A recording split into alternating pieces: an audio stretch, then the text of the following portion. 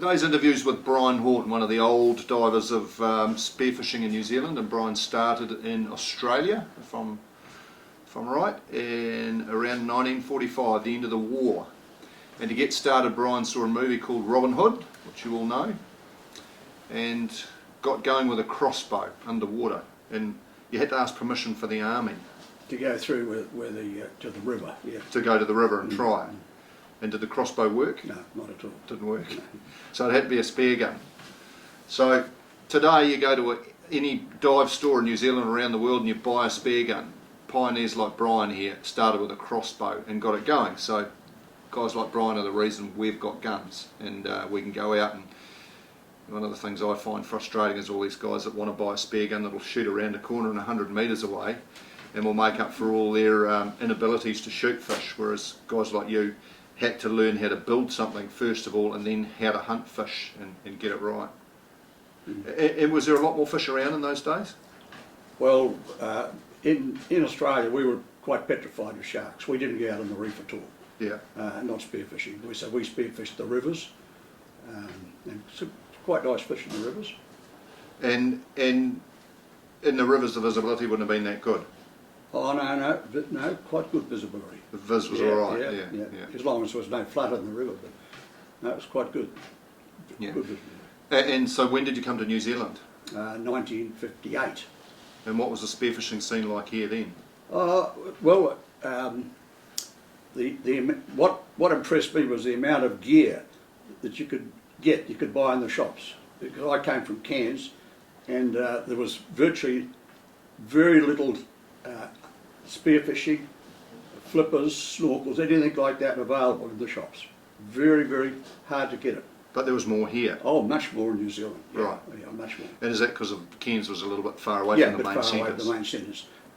When I first went down to Sydney, the guys were doing all sorts of making real heavy guns and doing a lot of shooting the big cod and that around New South Wales. Yeah. In the days of the big cod. Right.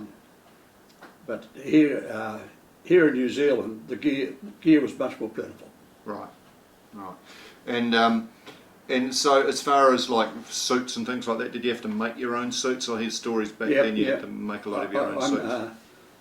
My first suit was made on the same prototype that Alf Dickinson used to launch the Moray suit. Right. A friend of his and someone I knew bought a suit back from America. It was in America, bought a suit, and that was what we patterned our suits off. We got a roll of neoprene bought in. A friend of ours who went to America on business, bought a roll back. Who was that? Well, the fellow was Williamson. Oh yeah. And the fellow that bought the suit was Lewis. Right. Yeah. Yeah. Keith Lewis. Keith Lewis. He was quite a well-known diver in those days. Yeah. And so when you got to New Zealand, where did you do most of your diving? Oh, my first dive was at Goat Island. Goat Island, yeah. Before it was a marine reserve. Oh yeah, long time before that. Yeah.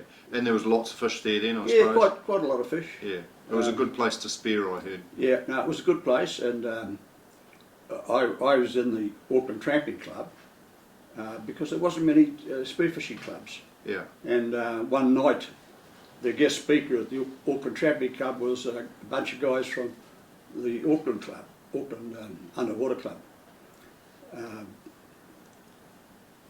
Wally Mander, Bob Harnish, and they gave a good talk, and they encouraged people to go along, which I did. I went along to the Auckland Club, yeah. Joined up, and learnt from Bob Harnish, learnt how to tank dive. Right. So you tank dive more than you free dive for a start? No, I was always a free diver. Always free diving. I learnt, but I never even owned any gear for quite a few years. There was so much fish and crayfish in New Zealand, you just didn't need to use a tank. Yeah, so you could go anywhere. Anywhere at all. And there was multitudes of fish. Everywhere. Off the shore. Off the shore, yeah. And you get crays, lots of crays. Yeah. So then compared to now, there's a huge difference. Oh yeah, particularly crayfish. Yeah, the crayfish numbers are way down, and size is way down. Yeah. I was talking to Brian earlier on, and this is Brian's book of his life as a diver and the spots he's dived and drawings and things he's written down, and there was, I mean, that's worth gold, that book, if you're a new up and coming diver, as far as the amount of Brian's life that's in there and things that you could only ever dream that he's seen. But one of the things that's in there is a cray spot that he had, and it's in a built-up area, not a built-up area, but it's an area that gets dived an awful lot, and Brian found lots of crays there. And just tell us what happened. Well, I got records. I started doing the records maybe 30 years ago, or maybe 40 years ago, and I got records on this spot from 30 years. In 1985 we started diving it, and it took a little while. It's a big area of reef, but it's only 6 or 7 metres deep. It took a long time to find how it worked, where the males were and where the females were. And the males lived in quite a separate spot, and the females were spread under the little shallow papa ridges that's there. But the males were completely separate in an area of big boulders, and all very easy to get at. So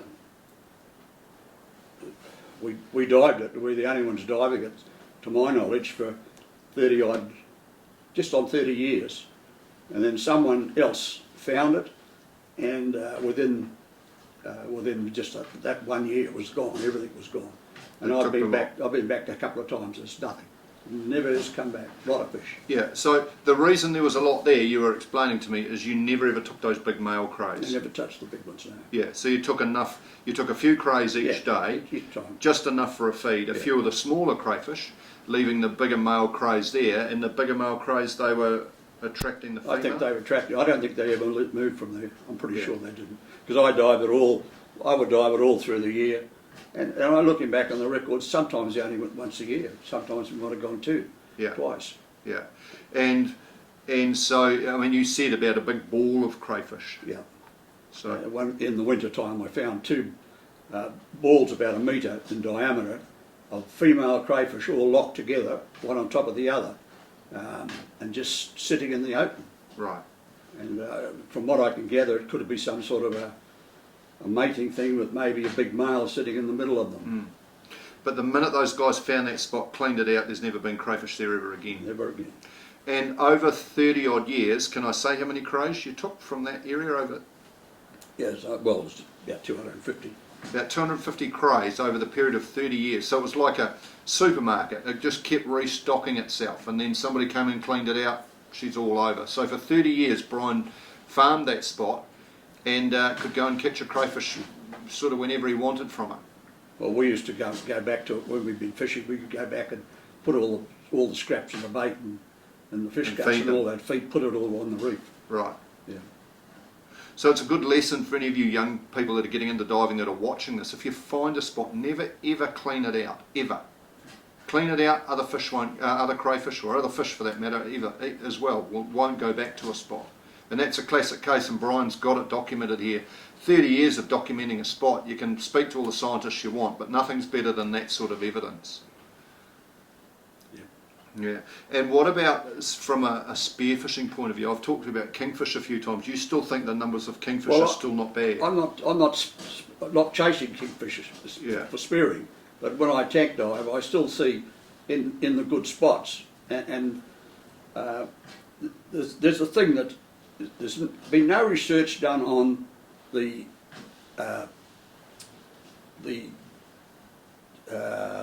kingfish and mado fish, how the mado clean kingfish.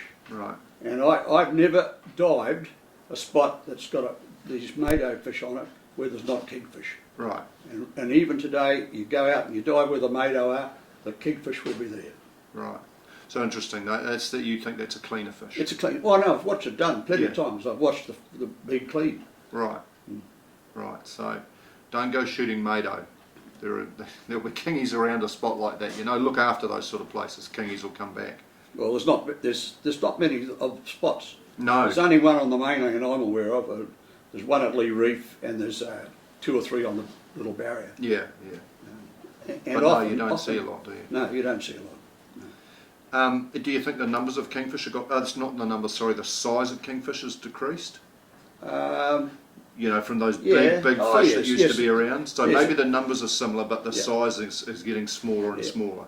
Yeah, because it wasn't back in the 60s. There was an 84-pound kingfish shot on Flat Rock. Right. Kingfish Rock. Yeah. One of our club members. Yeah. 84 pounders in the high 30s, isn't it, or early 40s? Yeah. Kilos. So yeah.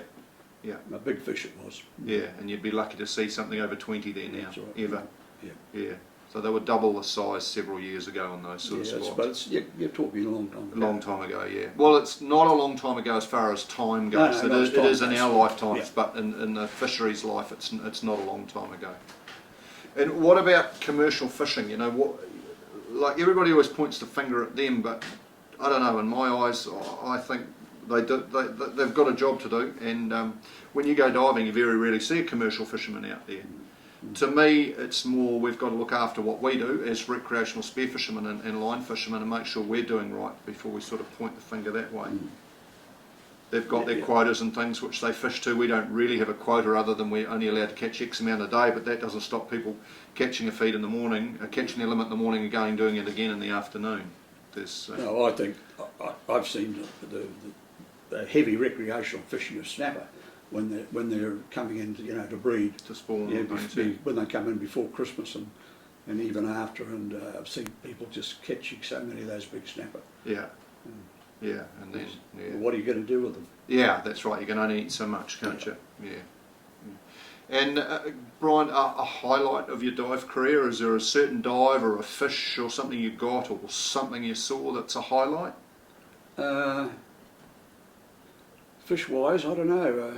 Shooting a very large kingfish years ago on just out of Tutakaka. I've been filming with Zygmunt Spath, filming on the poor nights. Came back and just jumped in to see if we could get the fish to take home, and this quite a large fish swam right up, and the only gun I had was a pneumatic gun which was half pumped up. Yeah. And I shot it, and the barb stopped on the skin, but it hit the spine, and the spear fell out, and the fish went like that. That's the biggest one I ever shot. It was just a. And you landed it. I landed it. Yeah. You caught it. Did you grab it? Oh yeah, grabbed it straight away. Yeah. How big was it? I don't know. I just got a photograph. 60 odd, probably 65 pound. Yeah. Beautiful big fish. And that was at the Poor Nights? No, that was back at Tutakaka. Oh, Tutakaka itself. We used to go to the Poor Nights, drive up and just go for the day. Yeah. Go out there filming. Yeah. But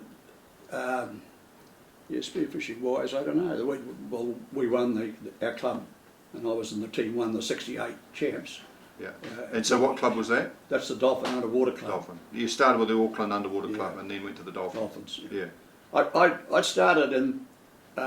I was disappointed with the Auckland Underwater Club, and I didn't do any. I just carried on my own spearfishing without doing any competitions or anything, and then I got the 1963 National Geographic, where Cousteau had the Conshoff experiments in the Red Sea, and then I decided I've got to go back and do more tank diving and filming, and that started me doing filming, underwater filming too. Yeah, right. Yeah, now it's easy to do. Everybody can buy a GoPro for $400 or $500, $600 and they're away. In those days it was a little bit harder. Yeah, we had to make the housings. You made the housings. Made the housings. Yeah, amazing. Yeah, now we go to a shop and buy something and away we go that same day. Yeah, we're spoiled. This book that you've got, so you started this 30 years ago, or was that one spot 30 years ago? That one spot's 30 years. No, I've had that for a long time. For longer than that? Yeah, I've got all my Woody Anna stuff in it, all my, stuff from the Mercuries. Yeah.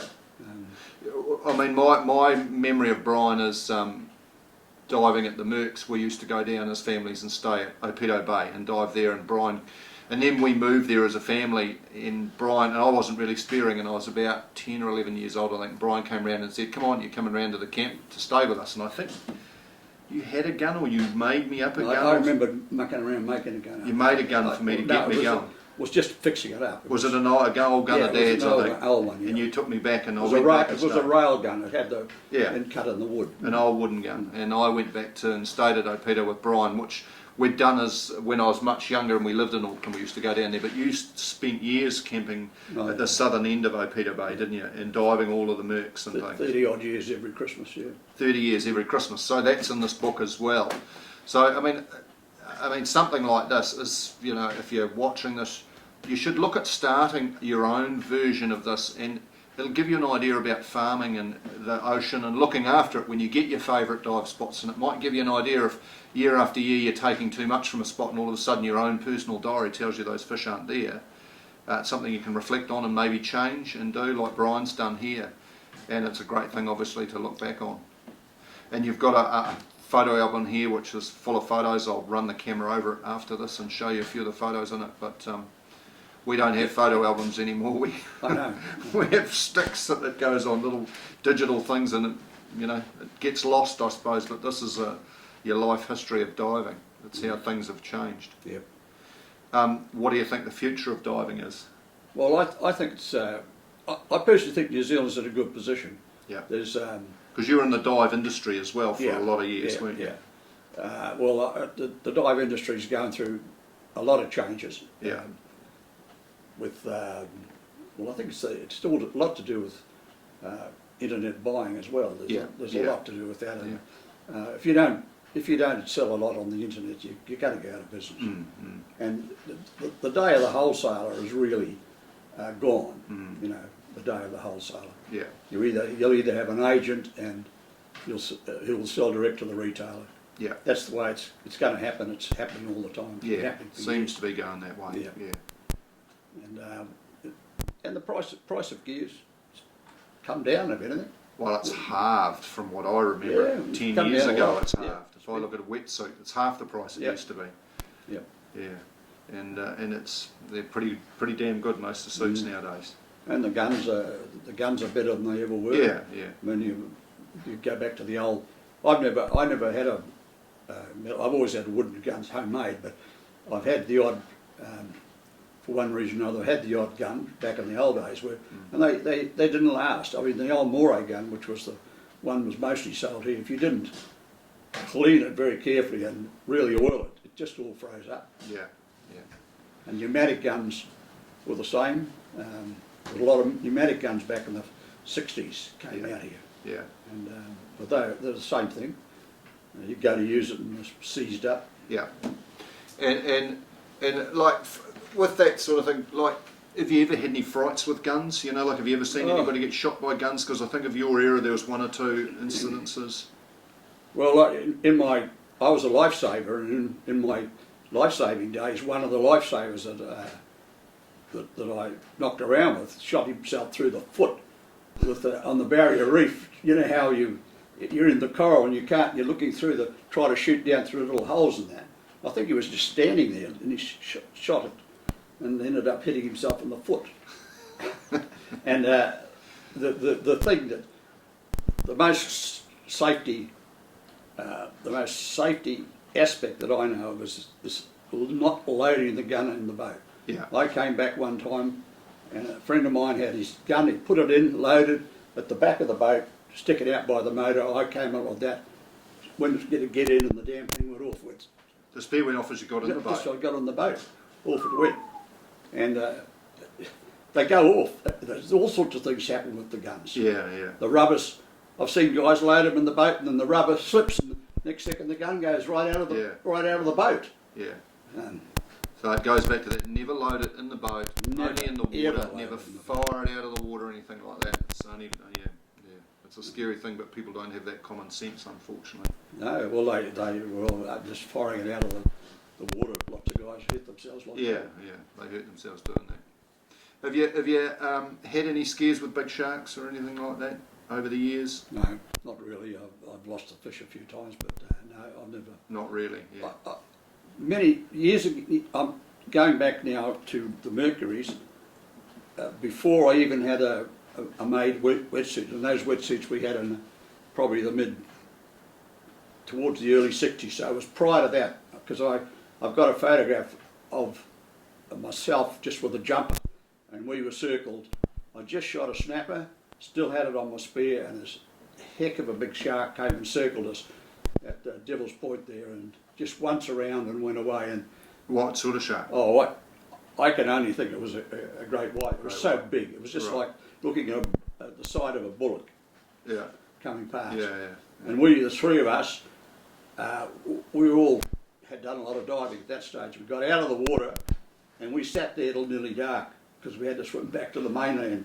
We were absolutely petrified. Yeah, it was that big. Yeah, that big. It wasn't nothing else, just the size of it scared us. Yeah. Big white shark. That's Devil's Point, Wettie. So there you go, they're there. So, any other highlights or anything? You know, this is a special diver you dive with, somebody that was a bit unique? His wife.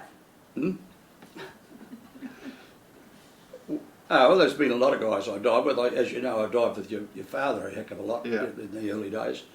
But I had another aspect of myself. We did underwater movies. We did films for TV, so I did a lot of tag diving and wreck diving as well. But there's nothing beats spearfishing. There's just nothing. With the filming and the tag, there's so much gear and equipment that you've got to look after, and things can go wrong all the time. But all you can do is pick up your gun and your flippers and you're away. You can have a great day. Yeah.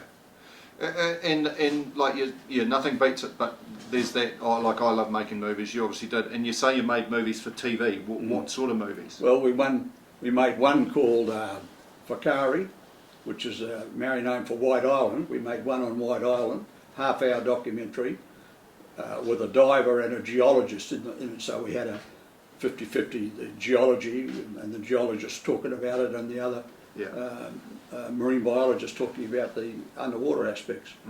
And then we made a 1-hour documentary on the General Grant, an expedition to the General Grant in 1976 that was. Did you go down there? Yeah. Went down and Zygmunt and we did all the filming. And what was that like diving the Auckland Islands? Oh, cold.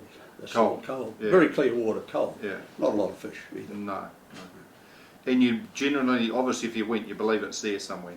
Oh, it's there somewhere, but we knew from the very first dive we made that this boat, this was an English-led group of divers, and from our very first dive we knew it wasn't the General Grant. Right. Well, we just kept on filming, and we were out of contract, so we just filmed it. Yeah. And that was a long time ago, 76. 76. And is there, like, did you see crayfish? Is there anything like that there? No. Powers? No. Nothing. No. Only saw a lot of krill, and you could put down a pot in deep water and get the big spider crabs. Oh yeah. But you'd starve if you wanted to spearfish. Yeah. There's just nothing. There's just nothing like little tiny wrasse. fish. Yeah. So you've dived all over the show over around New Zealand then, obviously, doing that. And I've dived right throughout the Pacific now too. And in England, I had dives in England. That was pretty interesting too, though. That's good diving. Yeah. And so you taught yourself to dive, basically. Oh yeah. More or less. There's none of this having to do a course, and it's everybody else's fault if I don't do it right stuff. No, I learned to snorkel and to make the gear by being a lifesaver, because that stage they were the only people in Cairns that had masks. They made them out of motorbike tube, the masks, and no fins, and the guns. Yeah. And that's all we had. That's your head. Yeah, because I mean, in this day and age, everybody relies on somebody else to teach them, and if there's something goes wrong, it's that other person's fault. There's no reliance on yourself or self-responsibility. It's everybody else's responsibility, and I think it's what made your era of divers so great. That if you didn't teach yourself properly and do it right, you didn't survive. You know, and then now everybody's wrapped up in cotton wool and doesn't really understand what it takes to go out and make yourself survive. It's the difference between being a water person who takes up diving to being, you can be someone that can't swim, and you can go along and you can be in your first night, you can have a tank on and you can be up and swimming up and down the pool. And that's the difference. So the water person will survive all sorts of things. Right. You know, I was a competition swimmer, and then life-saving. So you get a lot of water skills. Yeah, yeah. You can learn to hold your breath. You can do all sorts of things. You Right. don't panic. You deal with the situation that arises. Yeah, yeah. Not where is it in the catalogue? What part of the manual was this part that I was meant to know? Yep. Yeah.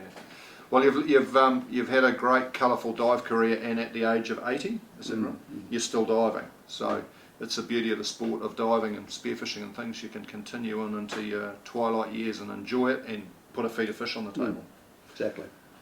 So anything else, Brian, that you can think of that, you know? No, all I can say is to the new divers, just look after the sea because it'll look after you. But if you want to beat it up, you can beat it up all right.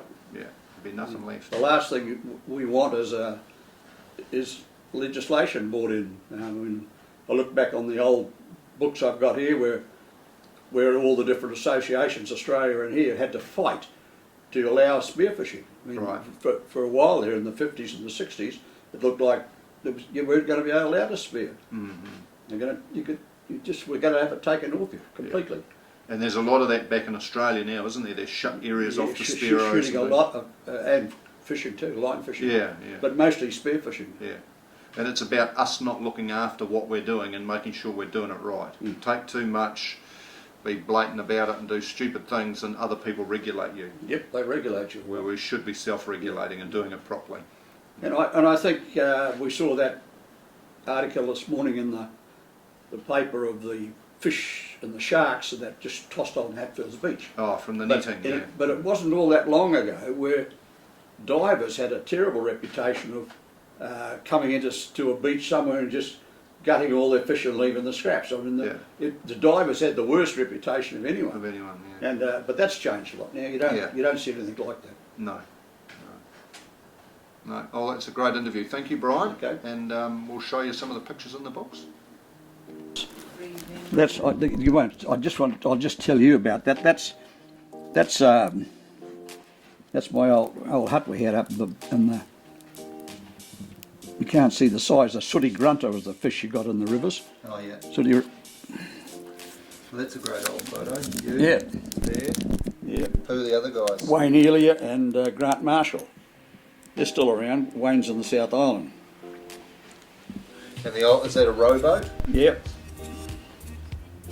That's probably a spearfishing competition, 1962 or 1963. And you had to row. Yep.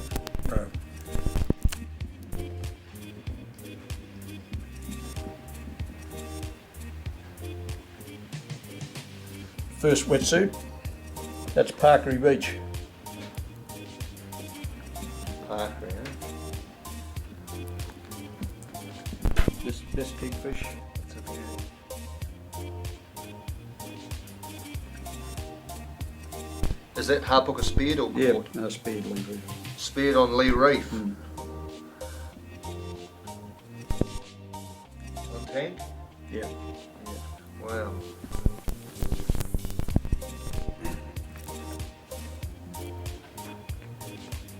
Kelly Tarleton and Do you dive with Kelly? yeah, a lot of times Kelly Tarleton with the diving on the Wairarapa Great Barrier.